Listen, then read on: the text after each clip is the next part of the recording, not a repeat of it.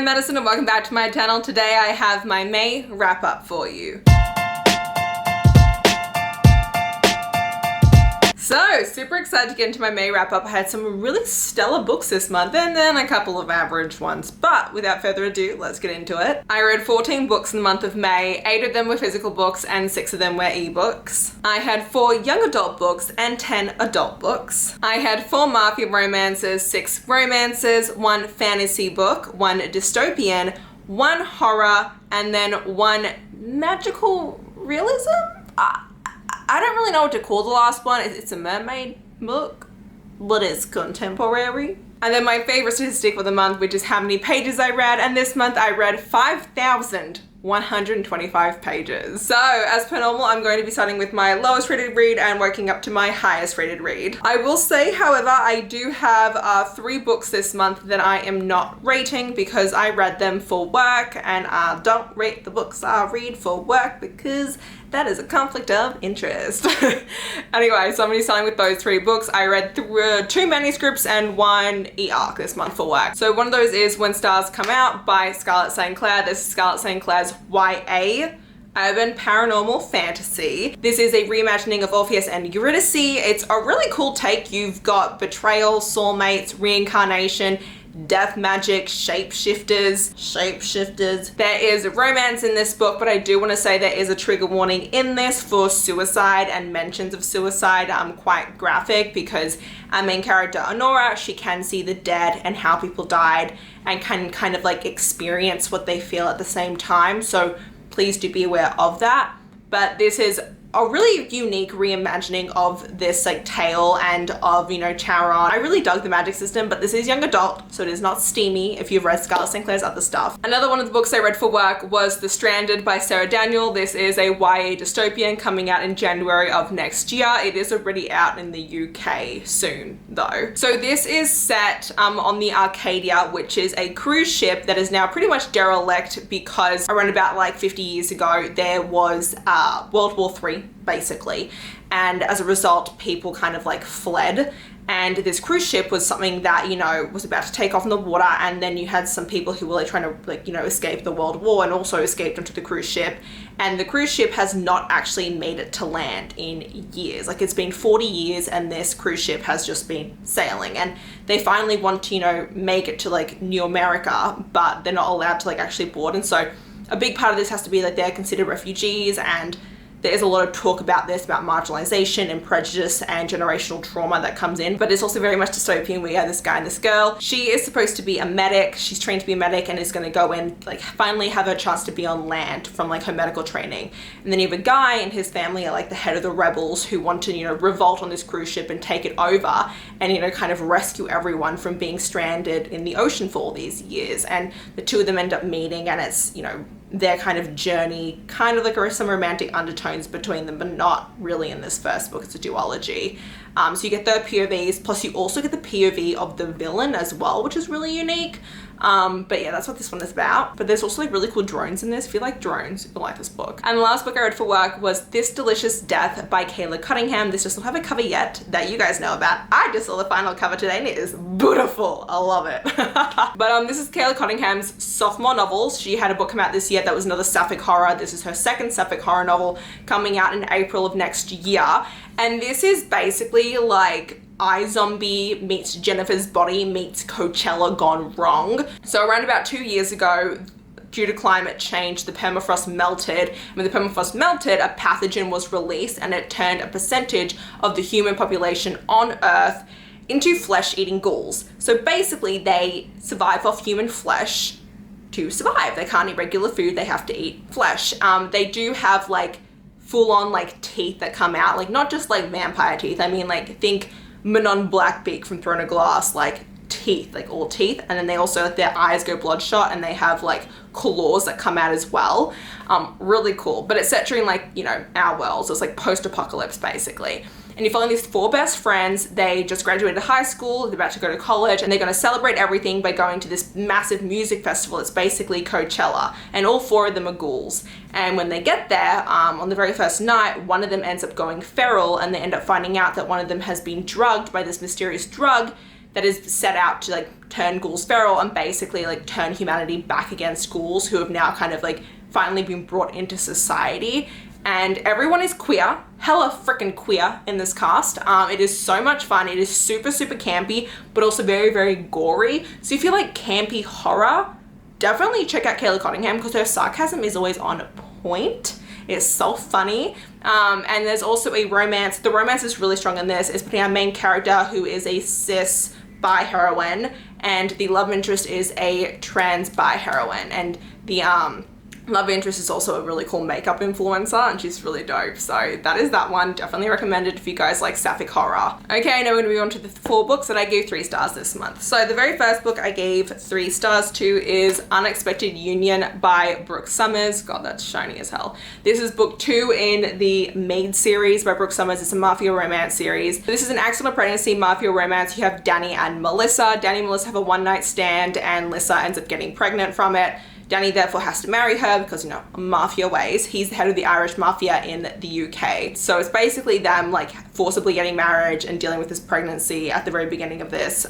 Danny, like I said, is a huge mafia man, very much typical mafia thinking, and then ends up finding out that Lissa is secretly one of the top hackers in the dark web and kind of like all of her secrets that she has. Lissa is badass AF. She's so cool and I really, really loved her.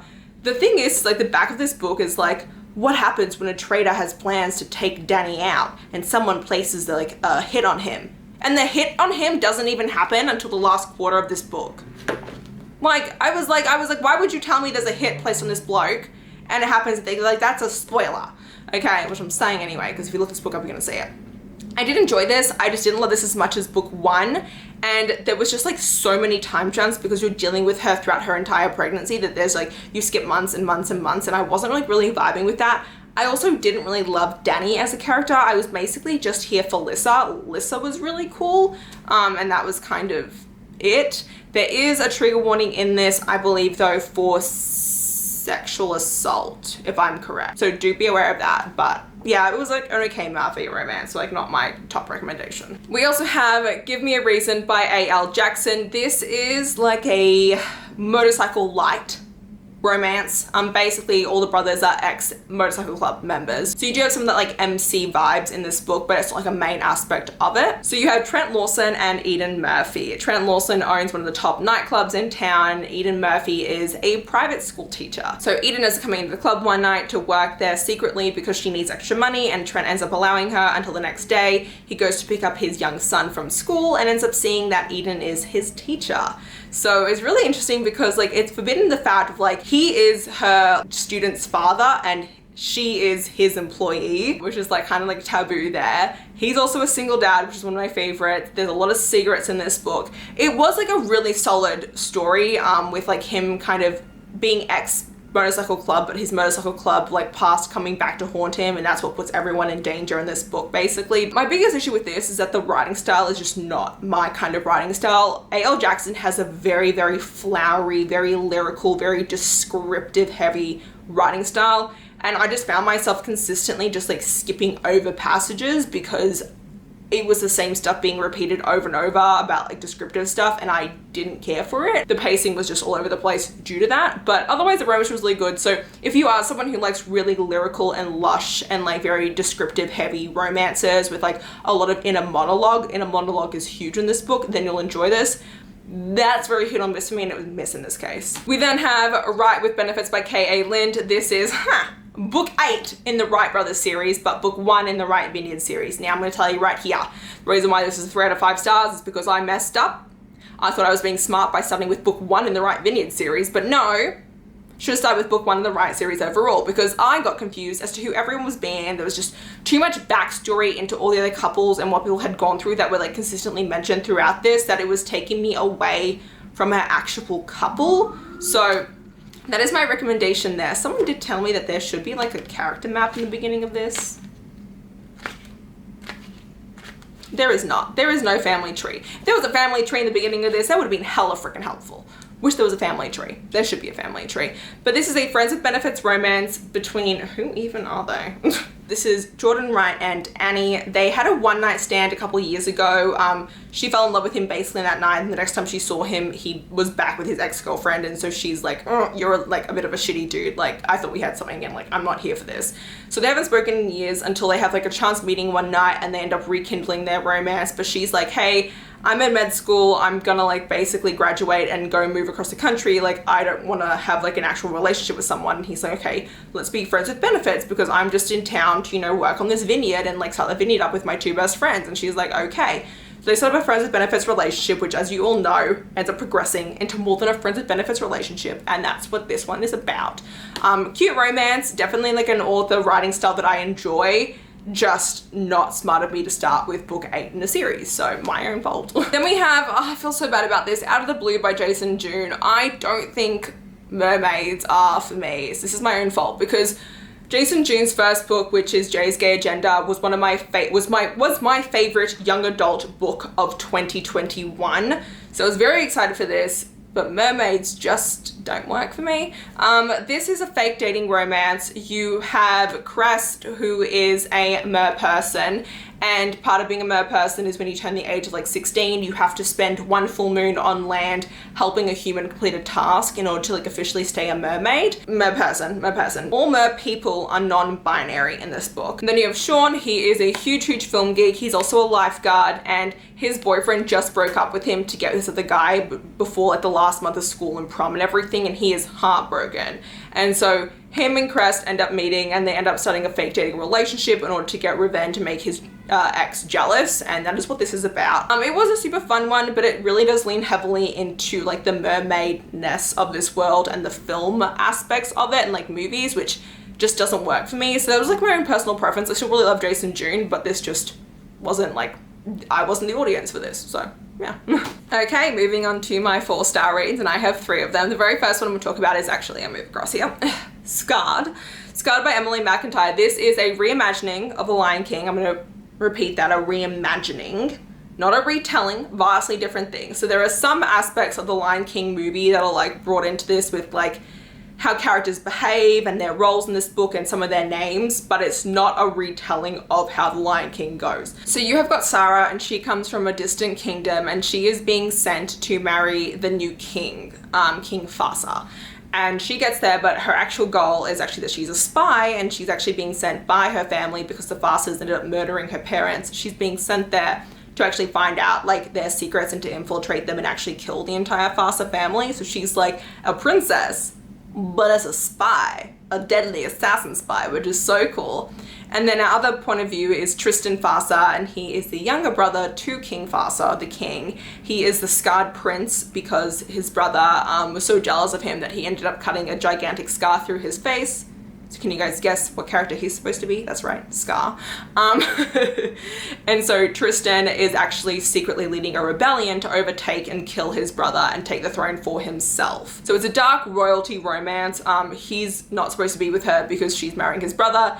She's not supposed to be with him because she's supposed to murder their entire family. And there's a lot of like court politics and royalty politics in this. If you do like royal politics and things like that, and you like royalty romances, you'll definitely vibe with this. I really love just how cunning and cruel this world was, and just how smart both our characters were. Tristan and Sarah were both extremely smart characters. We're like no holds barred. They're so smart, and they literally did like some messed up shit to get their way, and just the politics of this world was just very twisty-turvy, and you never really knew who you could trust and like who was doing the right thing. And like, you know, the entire time you're actually questioning like, is Tristan on the right side of this? Like, is Tristan, like, should he become king? Like, is he an anti-hero or is he just a villain? And that was like a really cool question that I had this entire time. Sarah was really badass because, you know, she just was a badass and had no qualms about murdering people, but she had to pretend that she was like very docile little princess, so no one knew more than she was letting on, which I always love. I love when you have like this princess character that comes in, everyone's like, oh, she's just a dumb princess. And she's like, yeah, I'm a dumb princess who can kill you 17 different ways.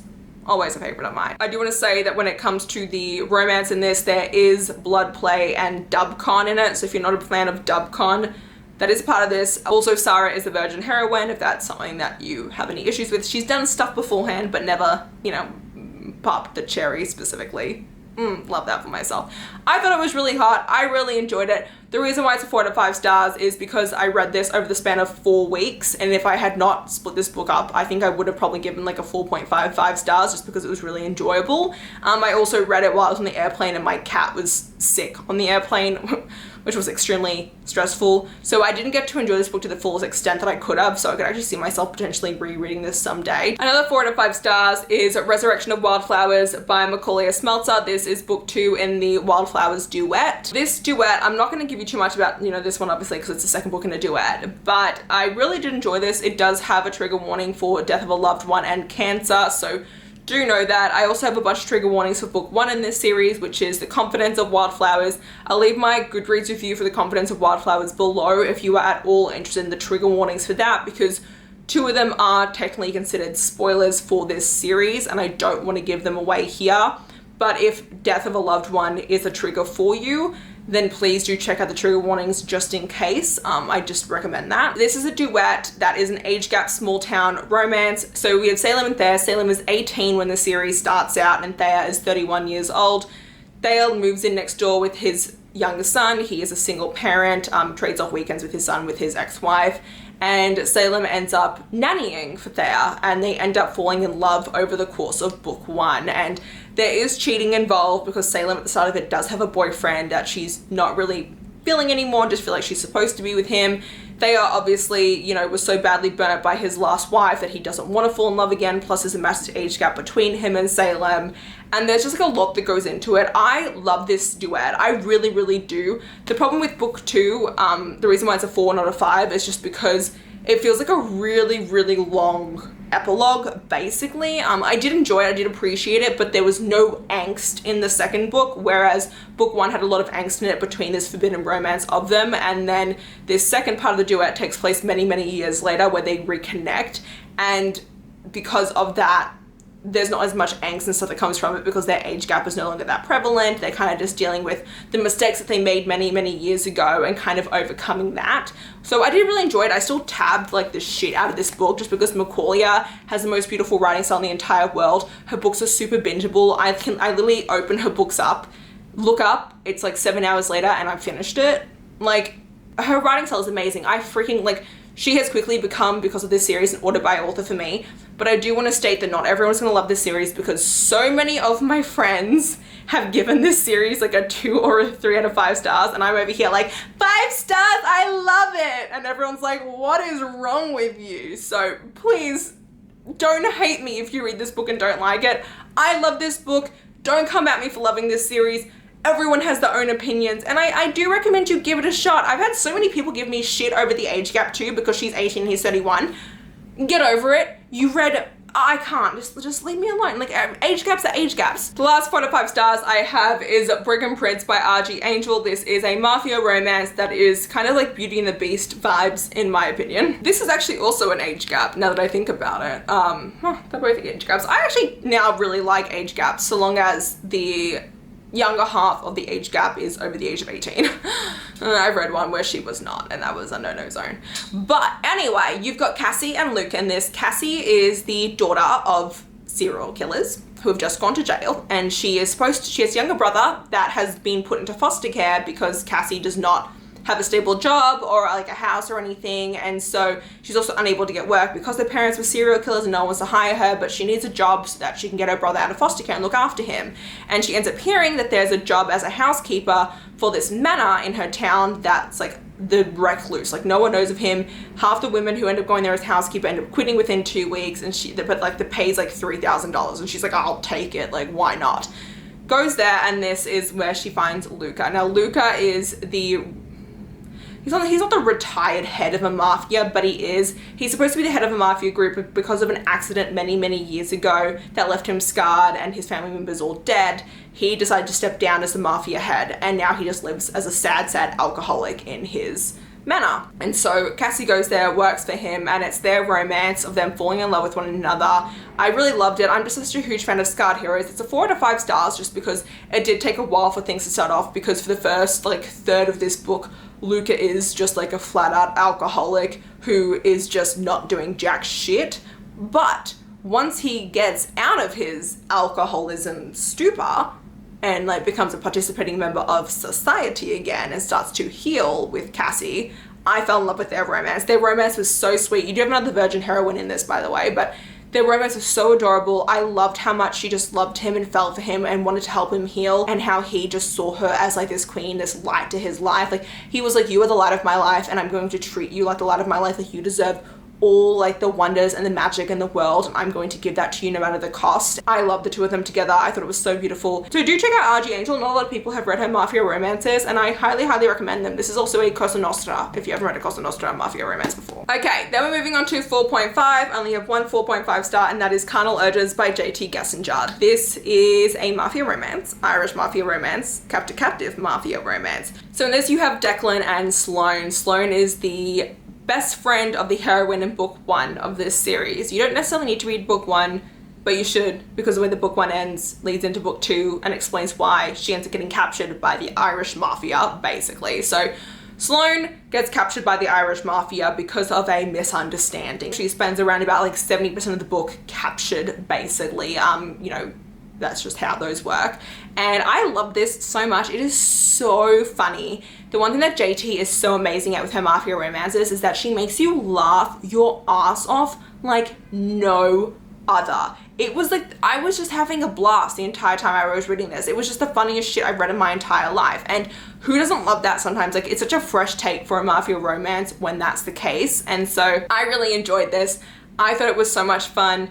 I also loved how much she was teasing Declan the entire time. He's like, I literally captured you. And she's like, I know. And he's like, why don't you care? And she's like, because obviously I'm a valuable hostage and you're not gonna kill me, so why would I be afraid? And he's like, you are nuts. And she's like, can you actually get me some nuts? I'm hungry. He's like, what the actual fuck? And then it's so funny because like he obviously, you know, she's captured, she's stuck to a room, and he sends his men in to, you know, give her food and stuff. And so he comes in one day and gives her food, and she's like, oh, why are you bringing me my food? Like, you don't come in anymore. And he goes, because every single time I send one of my men into this room to give you food, you somehow bewitch them, and now I've got to the point where I think that my men are gonna revolt against me because they've fallen in love with you instead. And she's like, what can I say? I'm an amazing person. Sloane's confidence is delicious. There's trigger warnings in this for fat phobia, well, childhood fat phobia, childhood bullying, and childhood suicidal ideation, if that is at all triggering for you. So do you want to mention that? That is, and childhood sexual assault. Those are things that are in Sloane's past that do come up during the course of this book, if those are at all triggering to you. But this was really fun. I think that I did really love this. There was just a couple of times in this that I just like wasn't loving it as much as I liked the first book. I did feel like the ending was cool, but there was just something about this that like, just didn't fully click for me. Okay, and now we have my last 3 books, my last 3 5-star reads. One of these books I just recently bumped up to a 5 stars because I don't care at all anymore. So the one book that I bumped up to a 5 stars recently from a 4.5 is Priest by Sierra Simone. This is a taboo priest smutty romance. It is primarily smut with a little bit of plot thrown into it, so please don't go into this expecting plot because that's stupid. I have people who are like, I read it and I didn't like it because there was no plot. I'm like, it's smut. What do you want, bruh? So this follows Poppy and Father Bell. Poppy is an ex-heiress turned stripper, and Father Bell, well, he's a priest. And so this starts off because Poppy comes in for confession one day, and then he is like instantly attracted to her. She's instantly attracted to him because he is like a really hot dude, and it's them having a taboo romance because he's a priest. He's not supposed to have sexual intercourse. I really enjoyed it. I thought it was really fun. I do want to say there's a trigger in this for childhood pedophilia and suicide. There is a very descriptive scene in here of Tyler, Father Bell, having a flashback to finding his sister, you know, dead after she was sexually assaulted by their former priest. And so if that is at all triggering to you, please know that it's descriptive in this book, and if that is a thing, don't read this. But I had a lot of fun with this. I thought it was just a great time.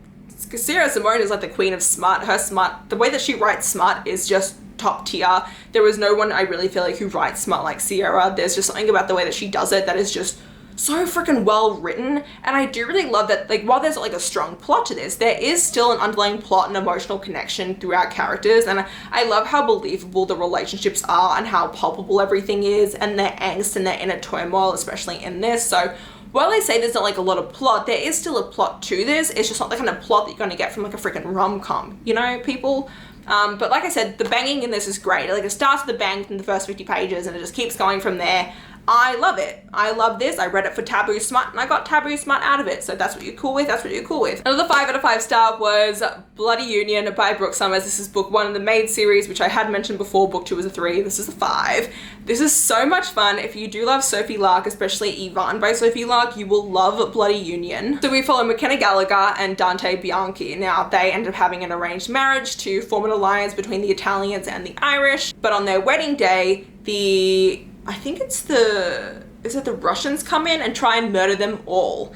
And so the two of them end up going on the run for a little bit, and he ends up finding out that McKenna is actually secretly the head of the Irish mafia. That no one knows that she's actually the head of the Irish mafia in the United States, but she is, and they've kept it secret all this time because she's a woman, and a lot of people think that that like doesn't make sense and would undermine her, but she's actually this super badass bitch. So if you like mafia romances and you like the idea of like really badass kick-ass female heroines, do check this out because I thought it was super dope. And the last 5-star read I have for you guys is Stay For Me by Corinne Michaels. I just realized I messed this up. This is not a 5-star, this is a 4.5 star. That's totally my bad.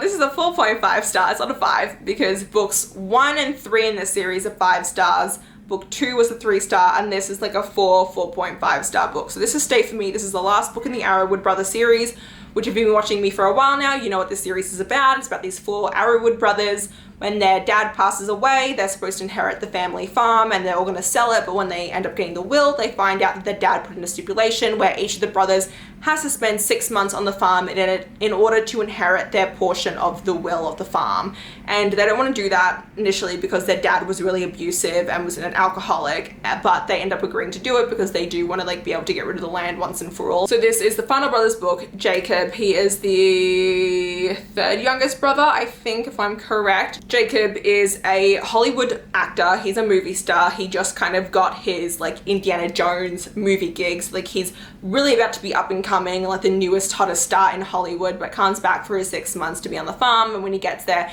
he ends up meeting Brenna. Now, Brenna is a widower. She's recently widowed. Her husband passed away a year ago from the military from a flight malfunction, and he passed away. She's got 2 young kids. She ends up moving into the house of one of the other like white spouses of the Arrowwood brothers. And so that's how they meet. They end up instantly hitting it off. They had this crazy sexual attraction, but he's afraid to enter into a relationship with her because he's like, I'm going to be leaving in 6 months, and I am leaving because my career is literally not here.